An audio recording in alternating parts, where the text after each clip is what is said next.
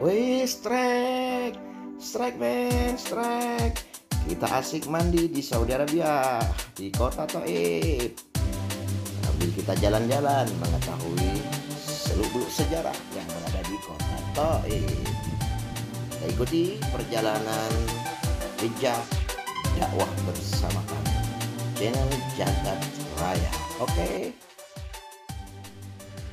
Assalamualaikum warahmatullahi wabarakatuh.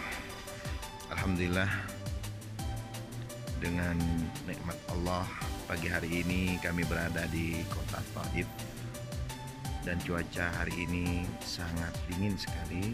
Alhamdulillah saat ini kami berada di Masjid Abdullah Ibnu Abbas, yang mana di belakang saya ini adalah perpustakaan atau maktabah Abdullah Ibnu Abbas yang berada di areal Masjid Abdullah Ibnu Abbas di Taif. Dan sedangkan makam ataupun kuburnya Sayyidina Abdullah Ibnu Abbas sendiri berada di balik tembok ini. Ya, di balik tembok ini, dan sekarang udah tidak bisa lagi masuk ke dalamnya. Cuman kami bisa mengambil gambar barusan. Dan Sayyidina Abbas ini adalah merupakan sepupu dari Rasulullah. Sayyidina Abdullah putra dari Sayyidina Abbas. Rasulullah putra daripada Sayyidina Abdullah.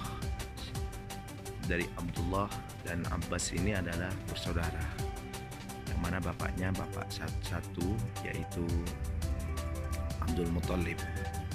Jadi kakek Rasulullah dan kakek Sayyidina Abdullah Ibnu Abbas ini merupakan satu kakek, sehingga Rasulullah dan Sayyidina Abdullah bin Abbas adalah sepupu.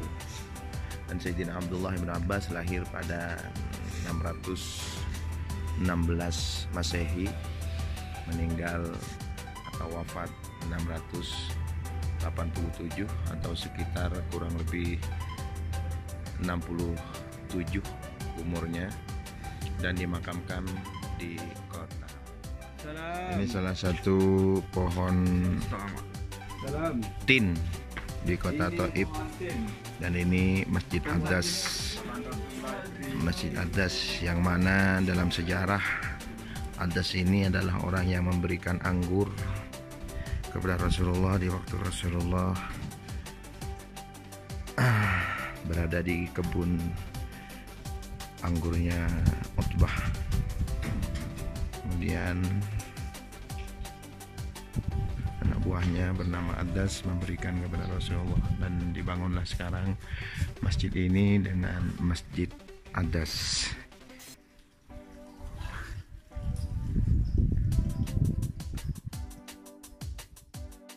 Alhamdulillah, saat ini kita sudah sampai di Masjid Makhun atau Masjid Kontoroh.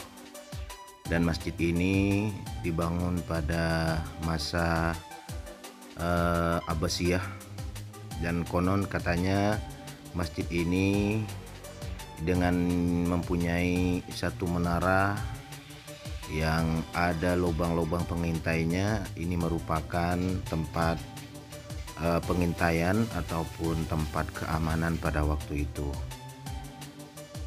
Dan lokasinya ini berada di tengah kota Taif, Saudi Arabia. Kami mencoba untuk menaiki tangga demi tangga, dan alhamdulillah sampai sudah di atas menara yang cukup luar biasa ya. Bisa melihat dari ketinggian kota Taif.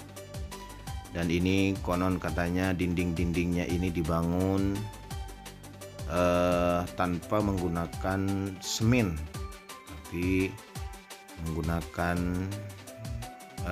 sebagai perekat yang lainnya, karena pada waktu itu mungkin masih belum ada semen ya.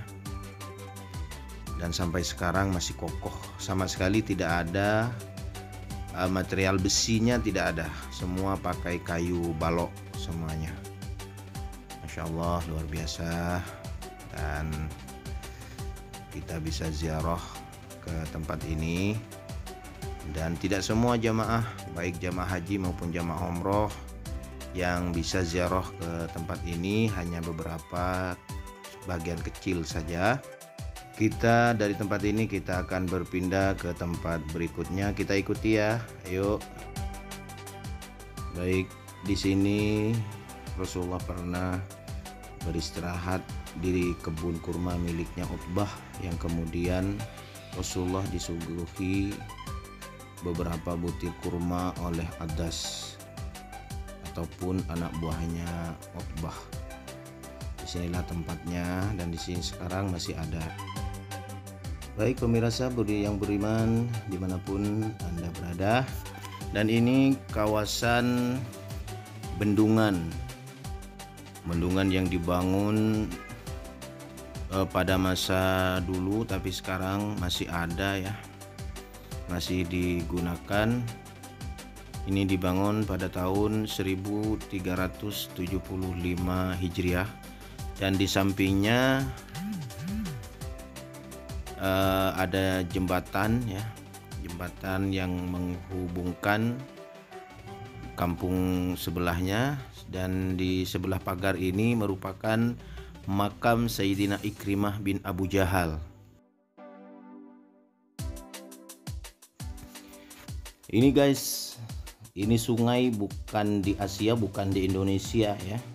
Di Saudi Arabia juga ada sungai yang mengalir airnya dengan deras dan jernih, dan itu tepatnya berada di kota Taif, sekitar 100 km dari kota Mekah, dan cuaca di sini dingin. Beda dengan kota-kota yang lainnya. Sekalipun kota yang lainnya panas, tapi di kota Taif ini tetap dingin, guys. Bahkan ada beberapa orang Indonesia yang sengaja berlibur sambil memancing. Nah, ini buktinya, guys. Ini di Saudi Arabia, guys. Alhamdulillah akhirnya kami sampai juga di kampung Bani Sa'ad, di mana di tempat ini baginda Nabi Muhammad SAW dibesarkan, diasuh oleh ibu asuh yang bernama Halimatus Sa'diyah, dan di tempat ini juga Rasulullah mengalami pembedahan ya, oleh malaikat Jibril, dan kampung ini sangat terpencil, jauh sekali dari kota, bahkan sulit sekali untuk menjangkau tempat ini ya, apalagi pakai bis, sangat dilarang ya oleh kerajaan, oleh aturan-aturan yang ada di sini. Ini yang ada cuma gunung-gunung yang kering. Oke guys, sampai di sini.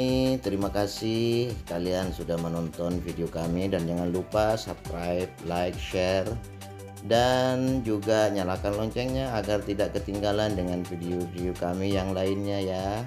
Oke, assalamualaikum.